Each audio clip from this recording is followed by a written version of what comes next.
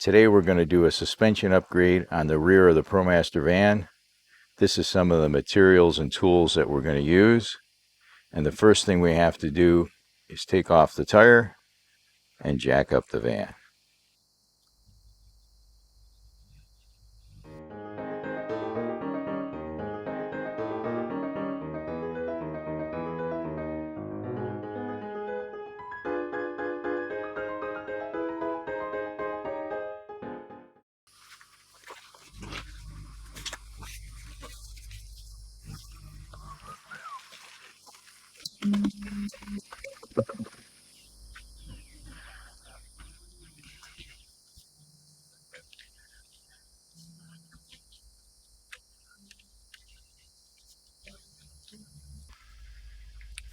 This here is the proper place to jack up the car to change the tire, right behind the leaf spring. And I put this block of wood in here to give me some extra distance.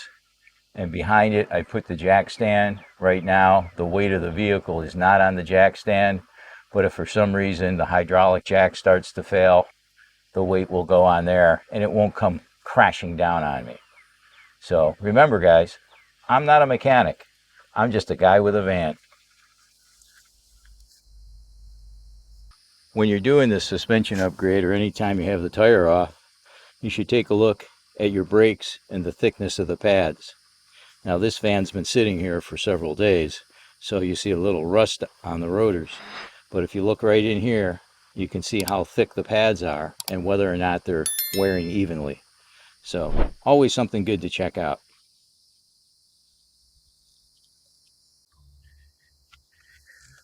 First thing we're going to do is to try to take off this bump stop right here.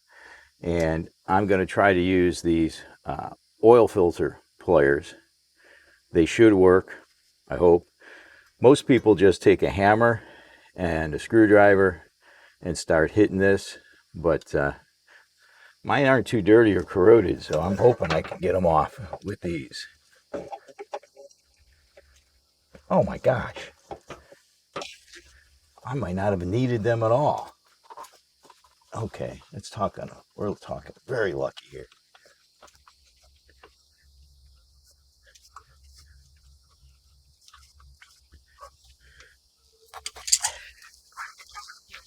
It's tight, but it is spinning.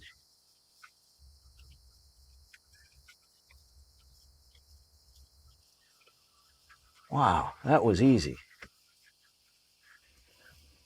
Look, folks, I tell you, I didn't even touch this off camera. That's how easy this was to do. I'm impressed. That was ridiculously easy. Boy, I hope the rest of this job goes that easy.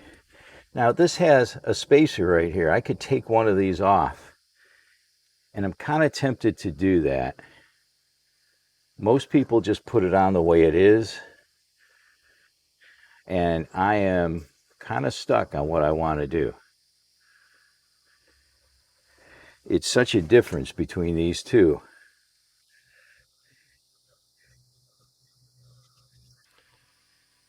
I've decided to go with it full size instead of taking out the spacer.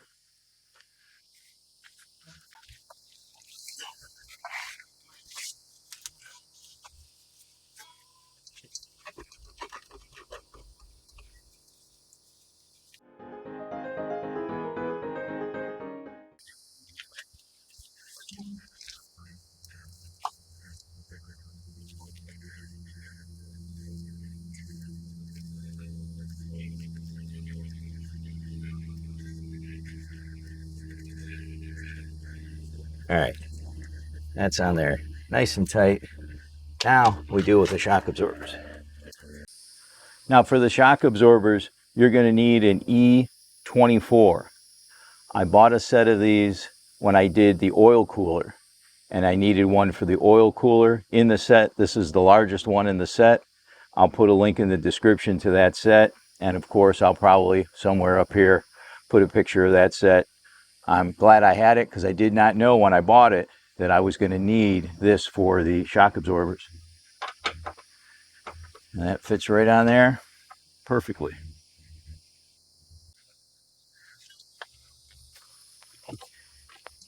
Wow. I don't know what the deal is, guys. Somebody's watching out for me because this is very, very easy.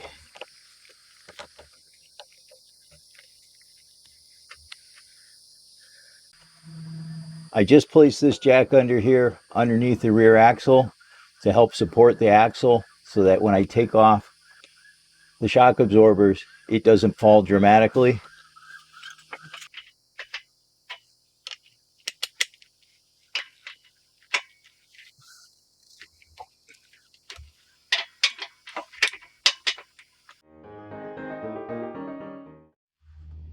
In that kit comes these adapters, so I can take this 1/2 inch and bring it down to a 3/8 inch because this bolt is pretty loose. I don't think I'm going to need much more torque than that, hopefully, in order to take it out.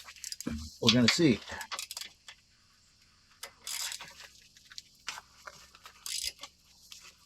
Yeah,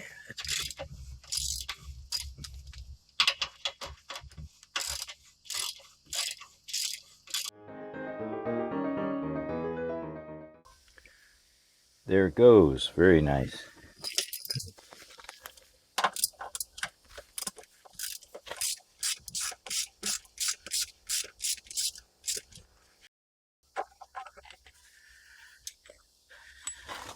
All right, that's the bottom bolt, or that's the top bolt.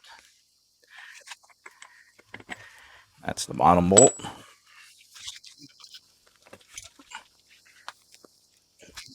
You really can tell that that's the bottom bolt. That one's all rusty. This one up top looks brand new. So we're going to clean that up. Got that rusty bolt there. I'm going to put a little anti-seize on it so that in the future I'll still be able to get it off. Now, remember, I'm no mechanic. If you're a mechanic, let me know. Was this a good thing? A bad thing? I know I don't want these bolts seized up. If you've ever had 1 or 2 bolts seized up, you know it's kind of a problem.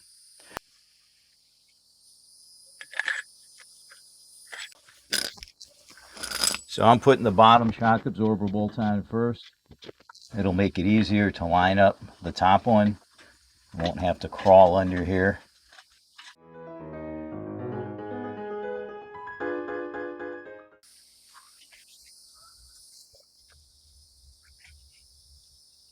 All right.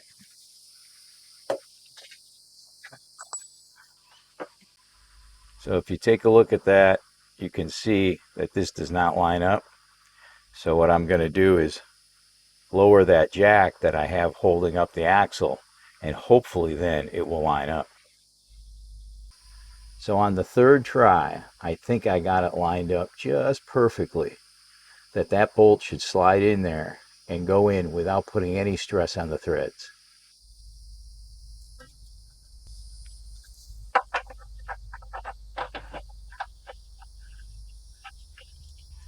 Test fitting the bolt.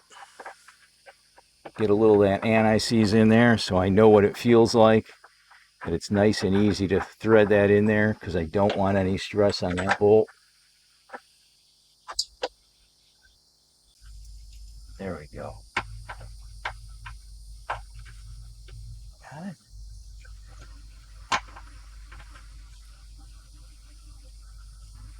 All right, now it's going in. Wow, that took some finagling. I don't know if you can see it, but I got my foot on the on the jack handle. All right, you see how much I put that in by hand? So I'm confident it's in so far by hand that we're definitely not going to strip any threads.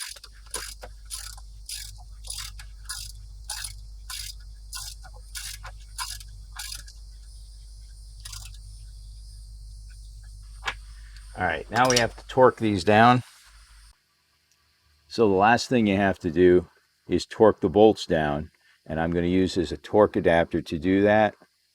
You just press C to turn it on, and then press the up arrow to get to the torque we want, which for the upper bolt is 122.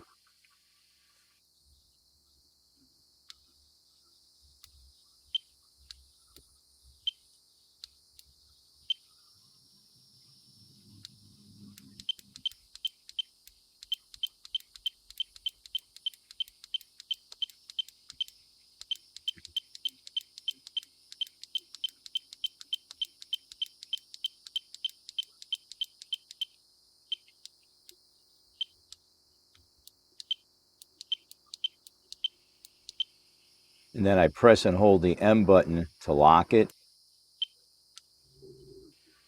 So now when this gets to 122 foot-pounds, it'll set off a little beep, and I'll know I've reached the proper torque setting for the upper bolt.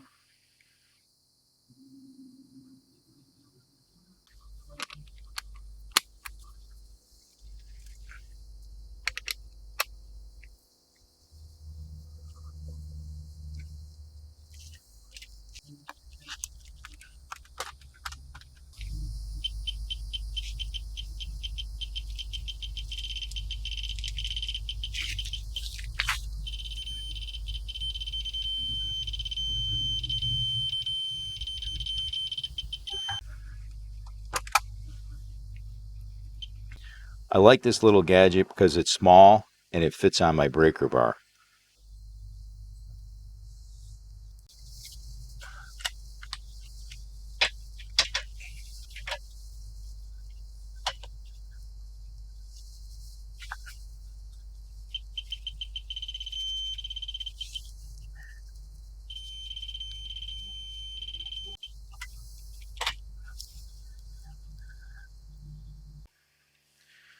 This torque adapter is a nice little gadget, very easy to use once you learn what buttons to press, which only takes a few minutes. Comes in a nice little case with adapters, and it runs on 2 AAA batteries. Now, if you're not going to use it very often, I recommend taking out the AA batteries when you store it so that those don't corrode inside. That's what I expect to do. And I can carry this in the van with my breaker bar just in case I need to do something on the road. On each one of the lug nuts, I'll put a little anti-seize on before I put it back on.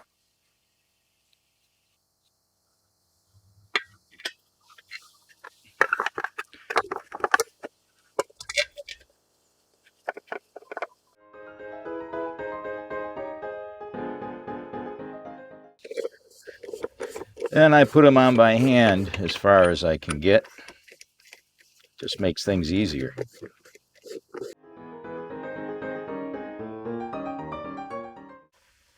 Drop the vehicle down a little bit to put pressure on the tire.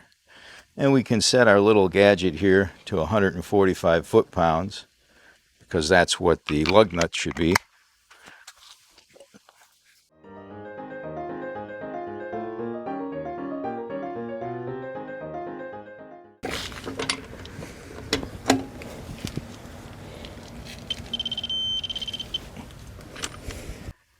And honestly, I don't put my lug nuts on with this all the time. I just put them on good and tight. But it was here and I was making the video, so why not?